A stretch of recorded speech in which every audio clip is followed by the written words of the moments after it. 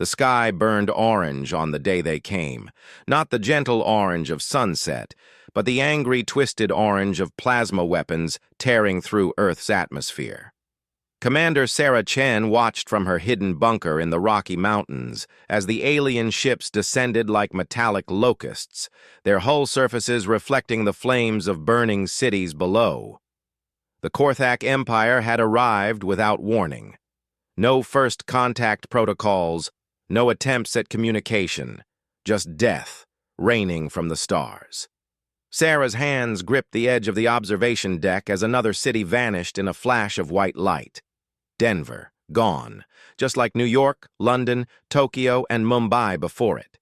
The aliens' antimatter bombs left nothing behind but glass craters where millions had lived, loved, and dreamed. "Commander, we're getting reports from all sectors," Lieutenant Marcus Rodriguez said, his voice tight with controlled fear. "The eastern seaboard it's gone. Europe is silent. Asia—" He couldn't finish. Sarah turned from the window, her weathered face carved from stone. 20 years in special operations had prepared her for many things, but not this. Not the end of the world. "How many of our units are still operational?" she asked, her voice steady despite the chaos erupting around them. "Ghost team is intact. 15 snipers, all accounted for. We also have scattered reports from other mountain units, but communications are breaking down fast. Ghost team. The best long-range specialists Earth had ever produced, trained to be invisible, to strike from distances that seemed impossible, to be patient as death itself. Sarah had handpicked each member, turned them from soldiers into something more, something deadlier. The bunker shook as another antimatter detonation lit up the horizon, closer this time. The Korthak were being thorough, systematic. They weren't just defeating humanity, they were erasing it. "Sir, we're picking up their communications," Technical Sergeant Liu called out from her station. "The translation software is working overtime, but we're getting fragments."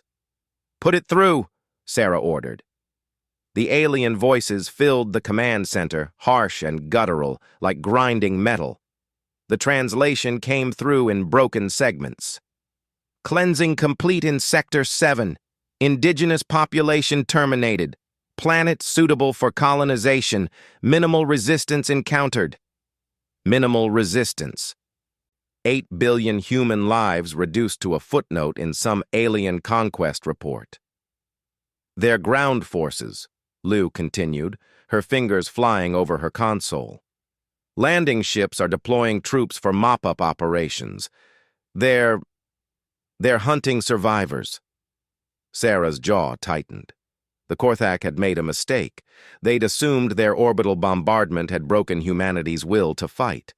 They didn't understand that humans had evolved as persistence predators, that they'd survived ice ages, plagues, and wars by being too stubborn to die.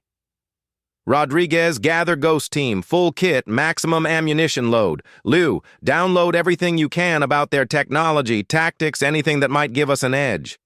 "Commander, with respect," Rodriguez hesitated, "what can 15 snipers do against an alien armada?" Sarah smiled. But it was a cold thing, sharp as winter wind. "We're going to teach them why humans became the apex predators of Earth. We're going to make them pay for every life they've taken, and we're going to do it one bullet at a time." The next hours blurred together in preparation. Ghost Team assembled in the bunker's armory, each member a shadow given form. They'd trained for years in these mountains, learning every ridge, every valley, every place where a patient hunter could wait for the perfect shot. Corporal Emma Thompson checked her rifle with practiced ease, the custom-built .50 caliber weapon an extension of her body.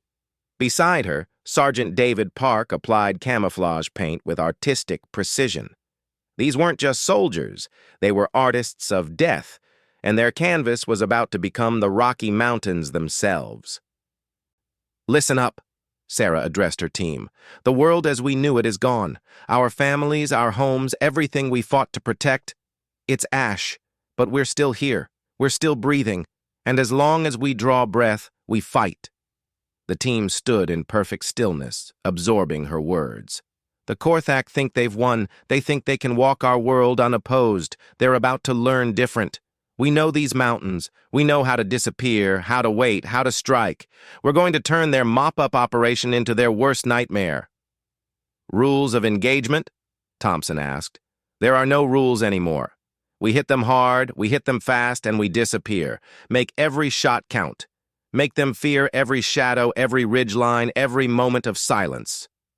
The bunker's alarms suddenly screamed. Lou's voice crackled over the intercom. Korthak ground forces detected 3 kilometers northeast, moving this way. Sarah nodded to her team. Time to go to work. They moved like ghosts through the underground passages, emerging into a world transformed. The familiar mountains were lit by the glow of distant fires, the air thick with ash and the acrid smell of antimatter residue. But the mountains themselves remained, ancient and unforgiving, perfect hunting grounds for those who knew their secrets. Ghost Team dispersed according to plan, each sniper-spotter pair taking predetermined positions. Sarah and Rodriguez climbed to an observation point, a hidden nest carved into the mountain face months ago during a training exercise. Through their scopes, they got their first look at humanity's destroyers. The Korthak were massive, standing nearly 3 meters tall. Their bodies were covered in chitinous armor that seemed to shift and move like liquid metal. 4 arms ended in clawed hands that held weapons Sarah couldn't identify but recognized as deadly. Their heads were elongated with multiple eyes that glowed a sickly green in the fading light. Ugly bastards, Rodriguez muttered. Ugly and confident, Sarah replied, studying their movement patterns. Look how they move. No scouts, no proper spacing. They think they own this world already. The alien force numbered around 50, moving through a valley that Ghost Team had designated as Kill Zone Alpha during their mountain warfare training. It was a natural funnel, with high ground on 3 sides and limited cover on the valley floor. All units, this is Ghost Actual, Sarah whispered into her radio. Targets entering Kill Zone Alpha. Wait for my signal. Remember your training. 1 shot, 1 kill, then relocate. The Korthak moved deeper into the valley, their alien voices carrying on the wind. They seemed to be joking, celebrating their easy victory over the human race. Some had removed their helmets, breathing Earth's air without concern. Another mistake.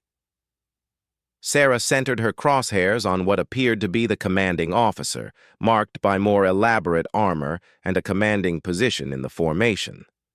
The range was 800 meters. Child's play for Ghost Team.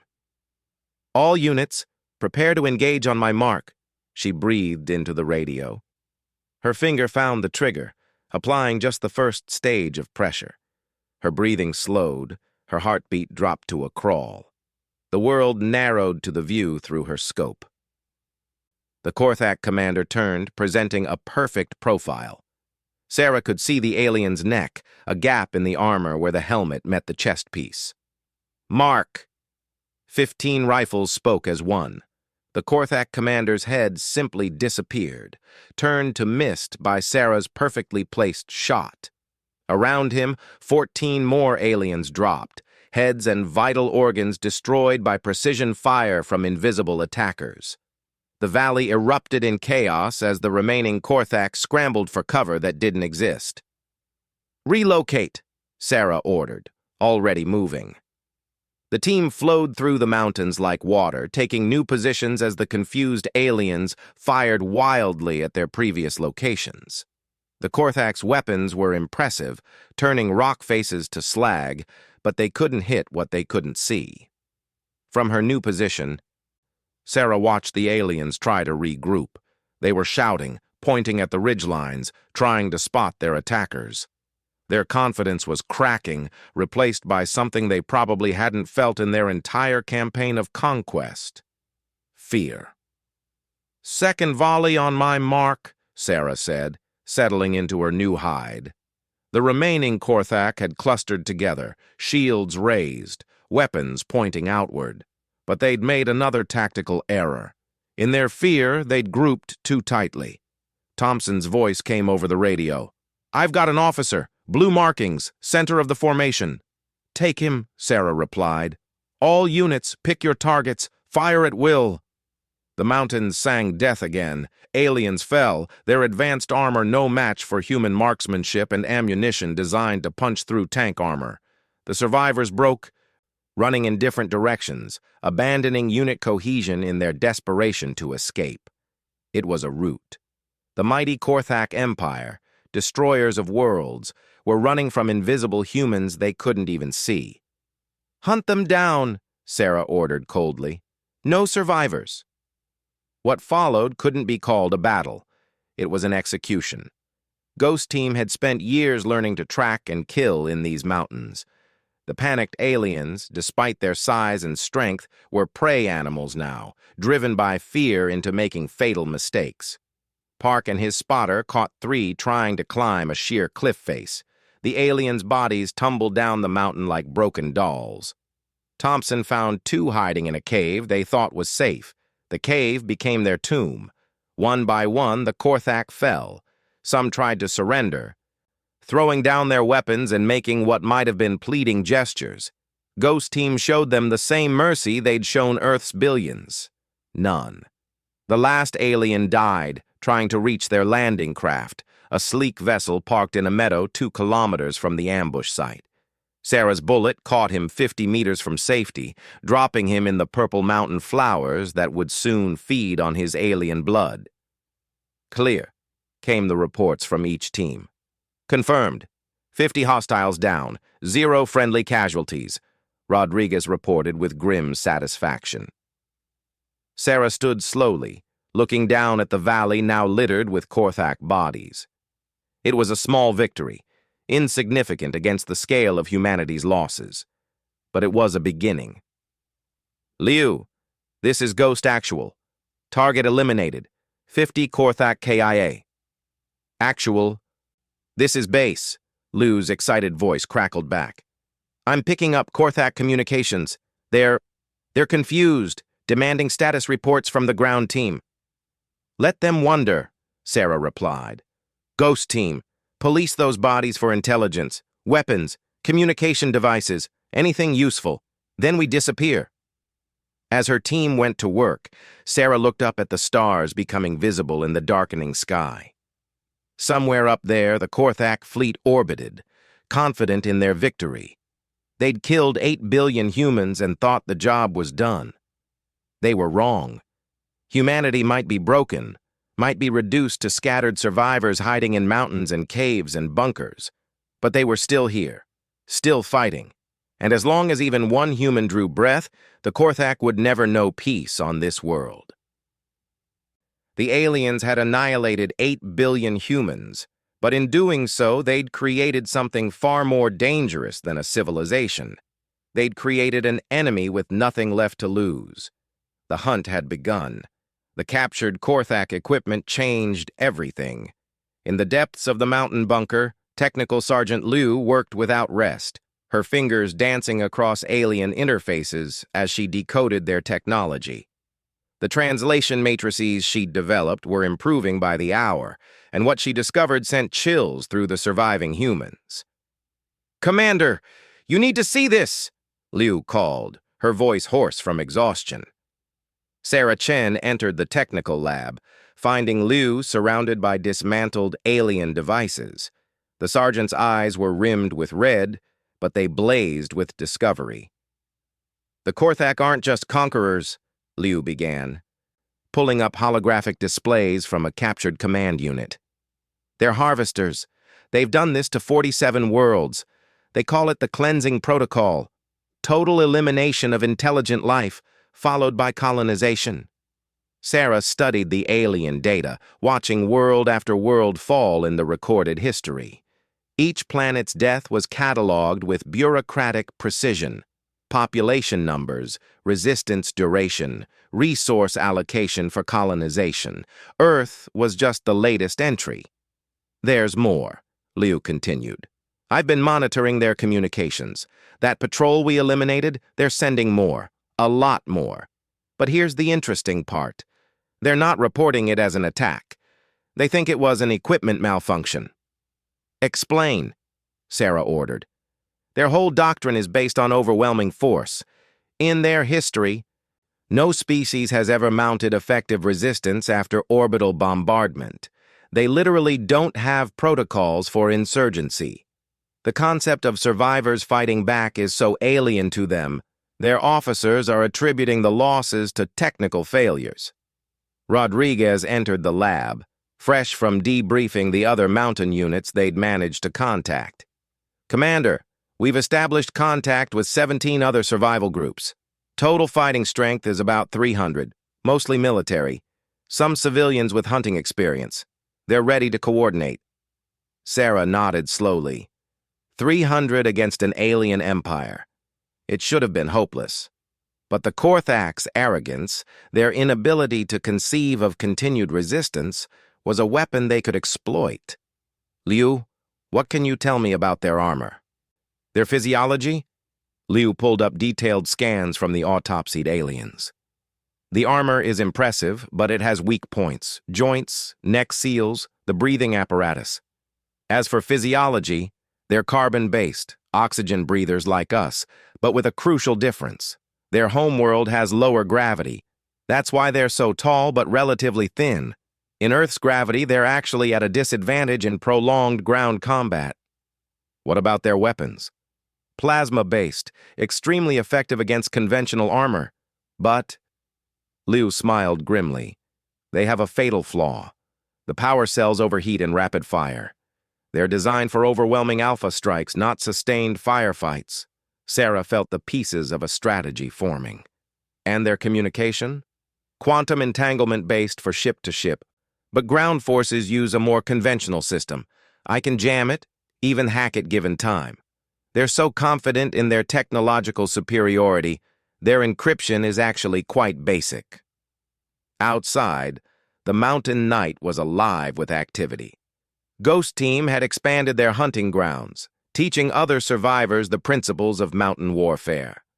Emma Thompson ran a makeshift sniper school in a hidden valley, showing hunters and sports shooters how to translate their skills to alien targets.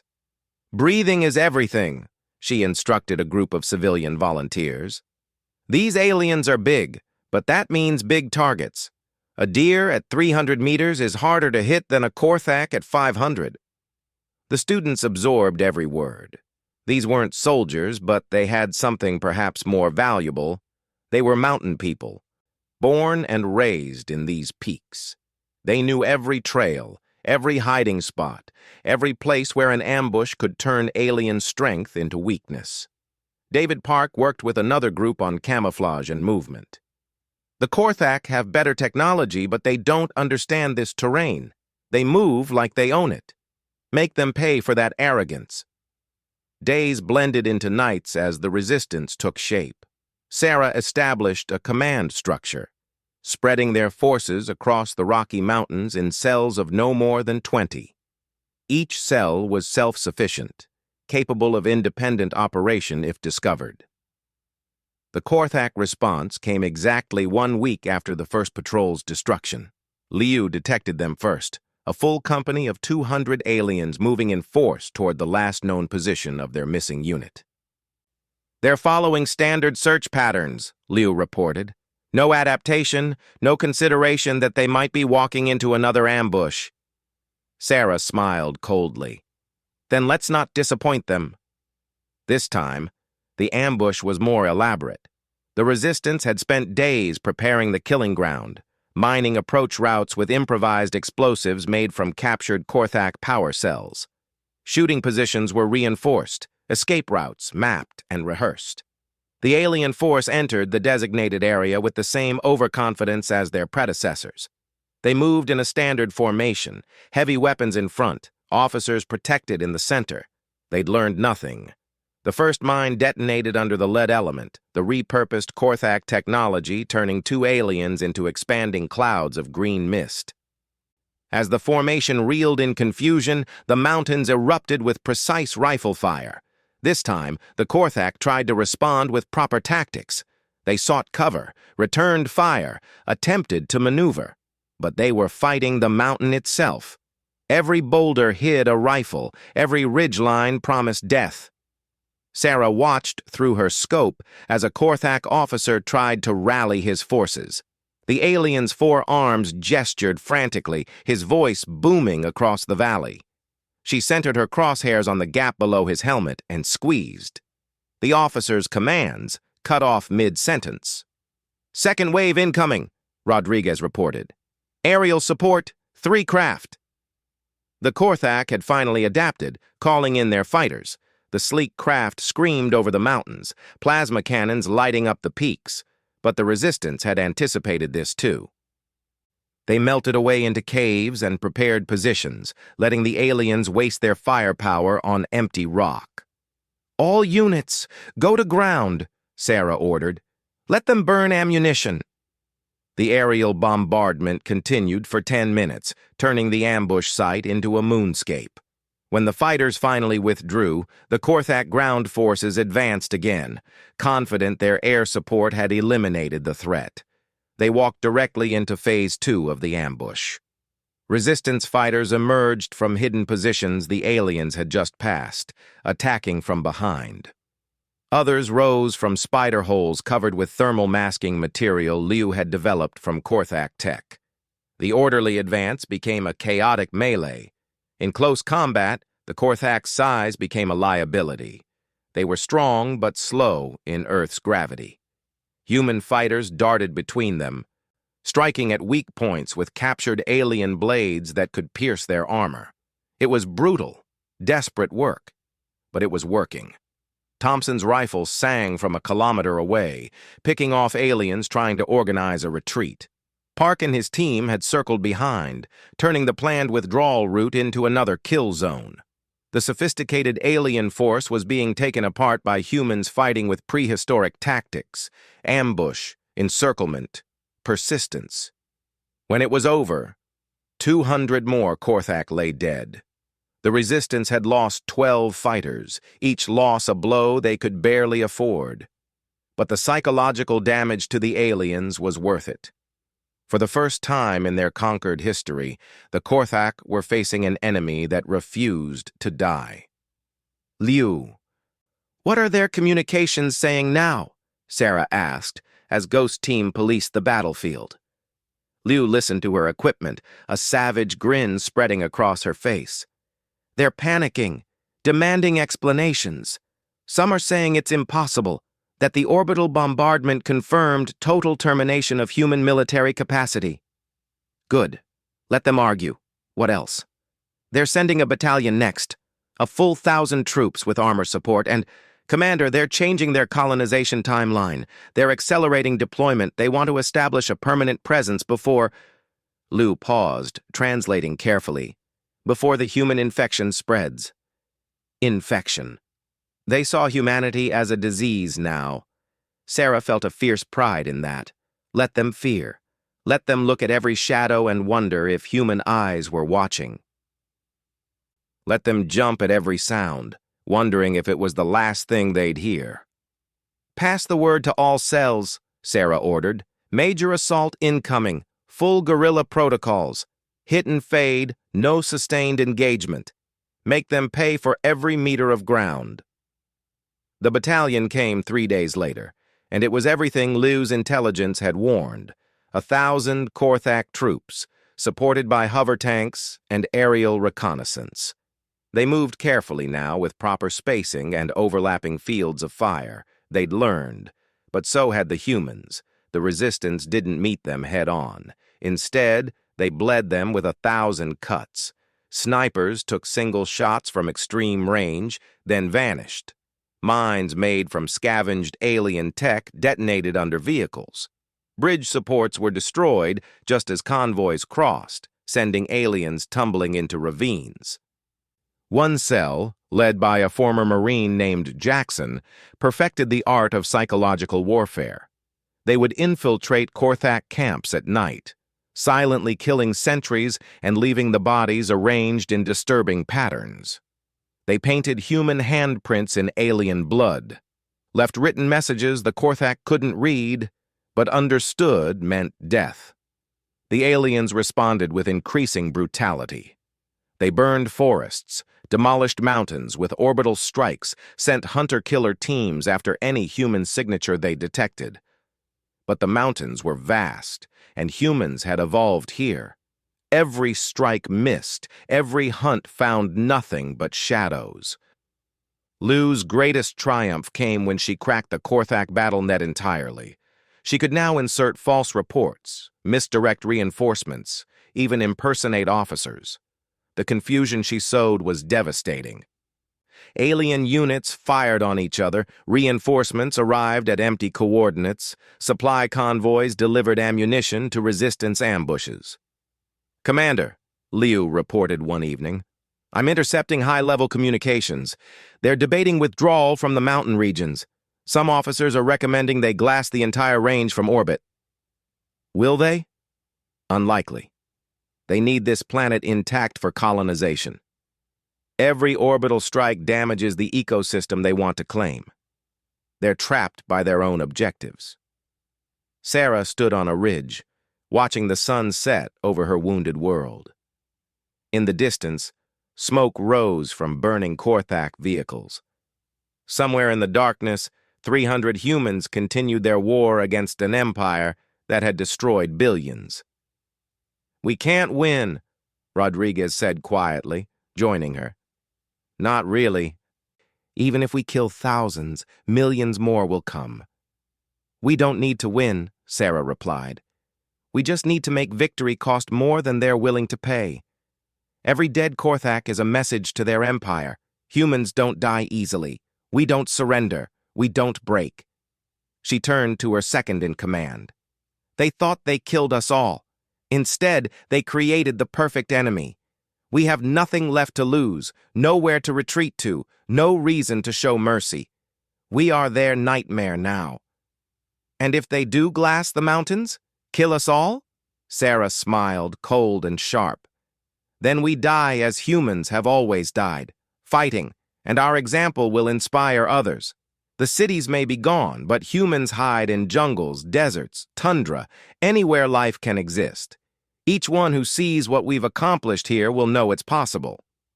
The Korthak haven't conquered Earth. They've awakened it." In the command bunker, Liu was already working on the next phase. She'd discovered Korthak supply schedules, patrol routes, even personal details about officers. The intelligence network grew daily as more survivors made contact, sharing information that painted a picture of alien frustration and fear. The Korthak Empire had conquered 47 worlds, but they'd never faced humans before. They'd never faced a species that turned extinction into motivation, that transformed tragedy into rage, that looked at impossible odds and smiled. Ghost Team prepared for another hunt. The mountains were dark, but human eyes had adapted. The Korthak owned the sky, but humans owned the shadows, and in those shadows, death waited patiently for any alien foolish enough to walk the earth they'd tried to steal. The war was far from over. In truth, it had just begun. 6 months after the annihilation of Earth's billions, the Korthak Empire faced a crisis they'd never imagined. What should have been their easiest conquest had become a bleeding wound that refused to heal. In the depths of a Korthak command ship orbiting Earth, Supreme Commander Vextor studied the casualty reports with growing disbelief. 17,000 dead, 300,000 tons of equipment destroyed, 43% of ground forces reporting severe psychological trauma, all from an enemy that shouldn't exist. "Explain this failure," Vextor demanded of his ground force commanders. General Krathar's 4 hands trembled as he responded. "Supreme Commander, the humans, they don't fight like any species we've encountered. They attack from positions we've cleared. They use our own weapons against us. They seem to know our every movement." Impossible. We confirmed total termination of their military capacity. "With respect, Supreme Commander, we were wrong.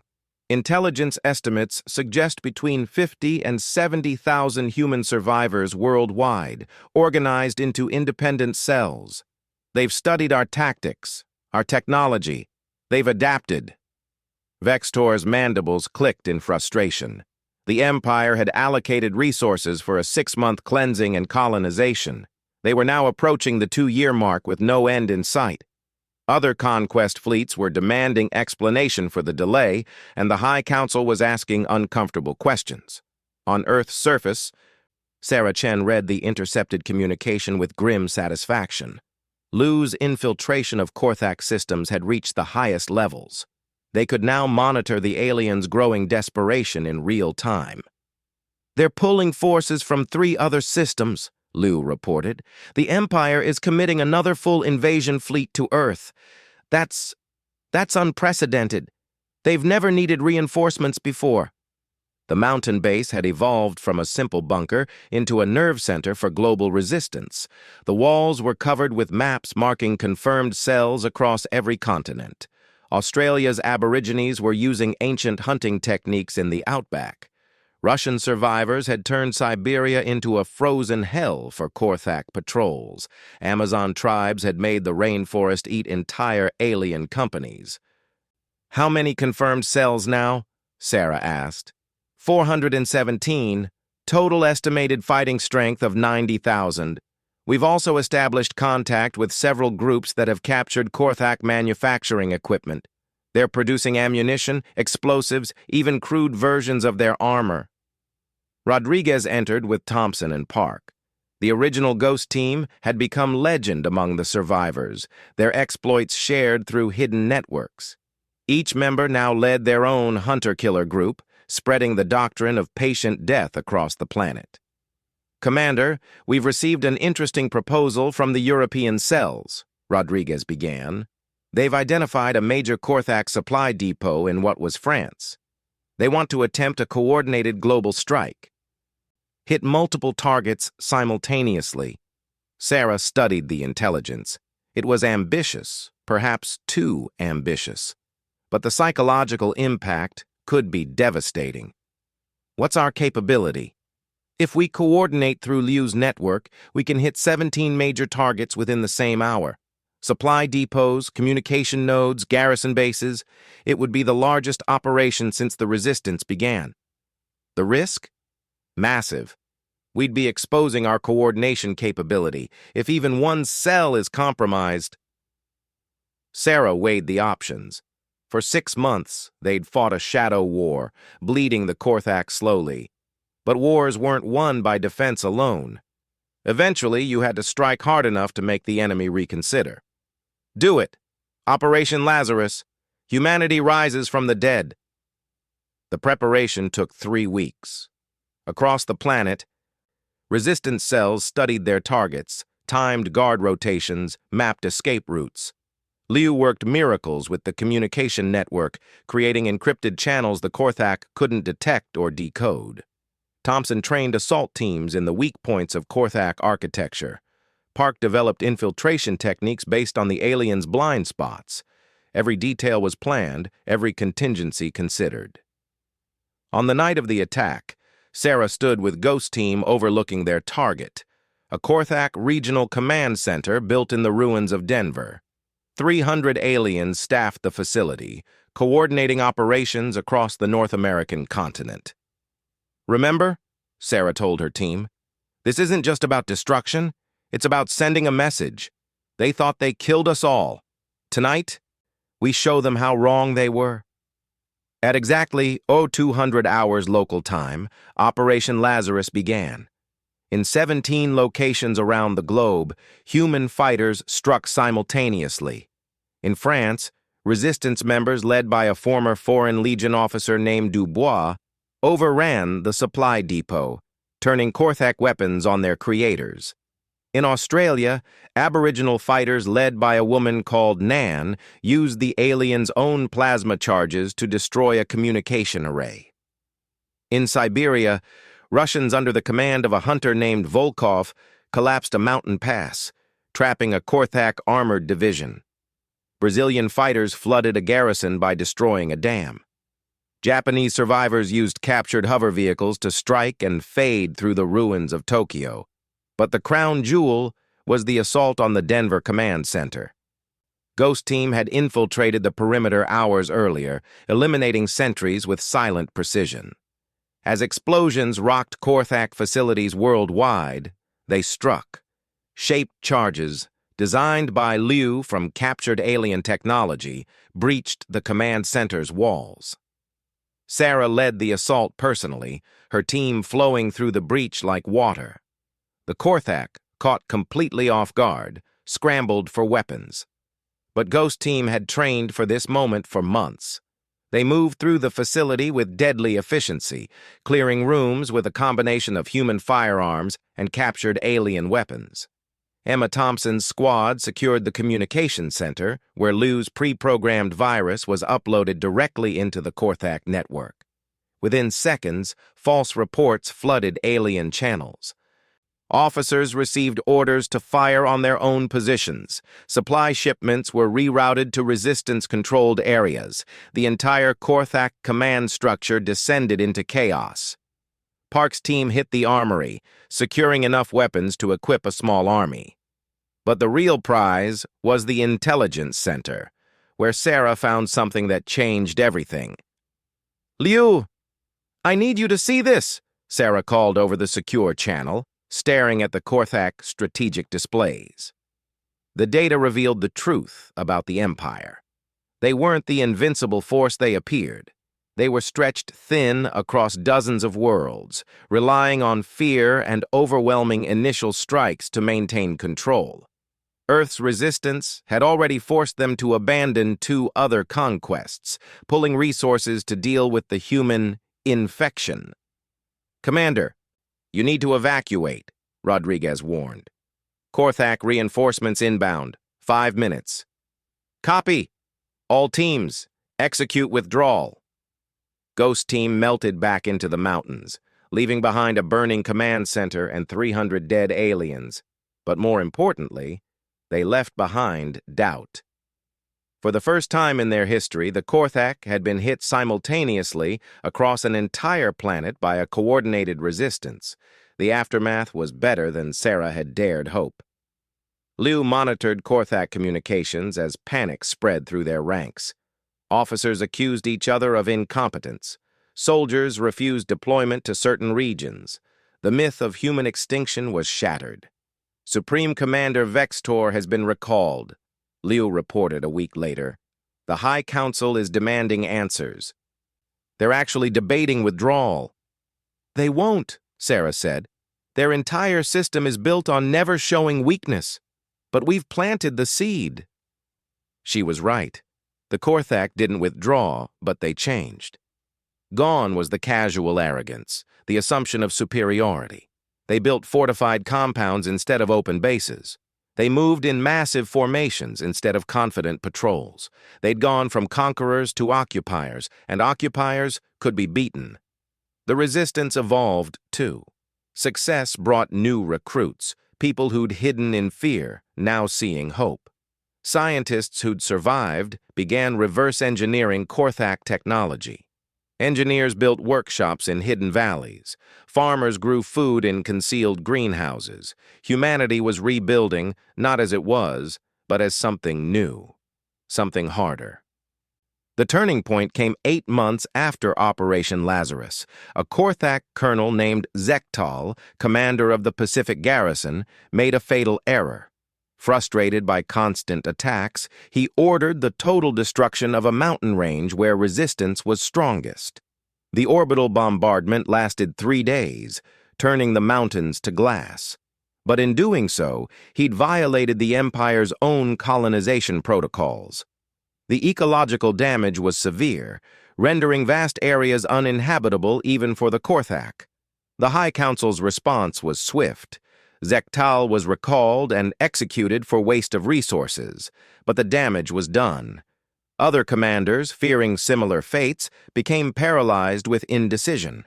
Attack the humans and risk ecological damage, or let them operate and face mounting casualties. Sarah exploited this paralysis brilliantly. Resistance cells began operating near critical ecological sites, water sources, fertile valleys, mineral deposits the Korthak needed. The aliens faced an impossible choice: destroy the resistance and ruin the planet they wanted, or let humans chip away at their forces. "We've received an interesting transmission," Liu announced one morning, 18 months after the resistance began. It's a negotiation request. From the Korthak High Council." The command center fell silent. Sarah read the message, translated from the alien language. The Empire was offering terms. Humans could have reserved territories, limited autonomy, in exchange for ending resistance. "They're offering us reservations," Rodriguez spat, "like we're animals in their zoo." "No," Sarah said quietly. "They're admitting they can't win. This is the most powerful empire in the galaxy, and they're trying to negotiate with an enemy they claim to have exterminated." She composed the response herself, short and clear. "Earth is not negotiable. Leave or face extinction yourselves." The Korthak response was predictable. They sent their largest fleet yet, 100 ships carrying 1,000,000 soldiers. It was meant to be overwhelming, a final crushing blow to human resistance. They arrived to find Earth transformed into a weapon. 2 years of resistance had taught humans everything about their enemy. Liu had perfected viruses that crippled Korthak systems. Engineers had built surface-to-orbit weapons from captured technology. Most importantly, humanity had remembered how to fight together. As the fleet entered orbit, hidden installations across the planet opened fire. Repurposed Korthak weapons, modified with human ingenuity, reached into space. Ships designed to bombard defenseless worlds found themselves under attack from below. On the ground, 1,000,000 resistance fighters emerged from hiding. They struck supply lines before the invasion force could land. They sabotaged landing zones, mined approach routes, prepared killing fields that would make the mountains look like mercy. The battle raged for a month. The Korthak landed their forces, but found no easy victory waiting. Every city ruin hid snipers. Every forest concealed ambushes. Every human they killed seemed to inspire 10 more to fight. In the mountains where it all began, Sarah Chen watched through her scope as another Korthak patrol entered her crosshairs. They moved differently now, fearfully, checking every shadow, jumping at every sound. The hunters had become the hunted. "Ghost Actual, this is Liu. I'm monitoring High Council transmissions. They're ordering withdrawal. Full evacuation of Earth." Sarah squeezed the trigger, watching another alien fall. "Confirmed kills? Over 2,000,000 Korthak dead. They're calling Earth a tactical impossibility. The resource cost of conquest exceeds any possible benefit. 2,000,000 aliens dead, killed by survivors of a species they'd tried to exterminate." Sarah felt no joy, only grim satisfaction. 8 billion humans were still gone. Earth was still in ruins. But humanity had proven something important. They could not be conquered. The evacuation took 3 months. Korthak forces withdrew under constant harassment, abandoning equipment in their haste. Some units surrendered rather than face continued guerrilla attacks. For the first time in their history, the Empire retreated in defeat. Sarah stood with the surviving Ghost team as the last Korthak ship lifted off. Around them, humans emerged from caves, bunkers, and hidden valleys, scarred, hardened, but alive. "What now?" Rodriguez asked. Sarah looked at the abandoned alien technology, at the humans already beginning to study and adapt it. Earth was wounded, perhaps mortally, but humans were nothing if not persistent. They would rebuild, using the very tools of their would-be conquerors. "Now we rebuild," she said, "but not like before. We know we're not alone in the universe. We know empires exist that see us as cattle to be slaughtered, so we prepare." Liu approached with a salvaged Korthak database. "Commander, I've been analyzing their star charts. The Empire has enemies. Other species they've conquered who might rise up if they knew the Korthak could be beaten. Sarah smiled, the expression sharp as a blade. Then maybe we should tell them. The Korthak thought they annihilated us. Instead, they taught us how to fight on a galactic scale. She turned to address the growing crowd of survivors. These weren't the soft civilians of the old Earth. These were humans who'd looked extinction in the face and spat in its eye. They'd learned to fight, to survive, to win against impossible odds. The Korthak Empire made one fatal mistake, Sarah announced, her voice carrying across the crowd. They didn't kill all of us, and as long as one human draws breath, we will never stop fighting. They wanted to colonize Earth. Instead, they've given us the stars. The crowd roared approval. In the abandoned Korthak facilities, human engineers were already working. Ships would be built, weapons improved, alliances forged with other species under the Empire's boot. The Korthak had killed 8 billion humans, but in doing so, they'd created something far more dangerous than a planetary civilization. They'd created a species with nothing to lose, everything to prove, and the will to cross the stars for vengeance. The annihilation was over. The reckoning had begun. High above, the stars waited, no longer distant lights, but destinations. Earth's children would walk those paths, carrying with them the memory of 8 billion dead and the promise that such slaughter would never happen again. To any species, anywhere. The Korthak Empire had walked into a sniper's crosshairs. They'd survived, barely. But the shot had been fired, the echo spreading across the galaxy. Others would hear it, take hope from it, rise because of it. Humanity was coming, and the universe would never be the same.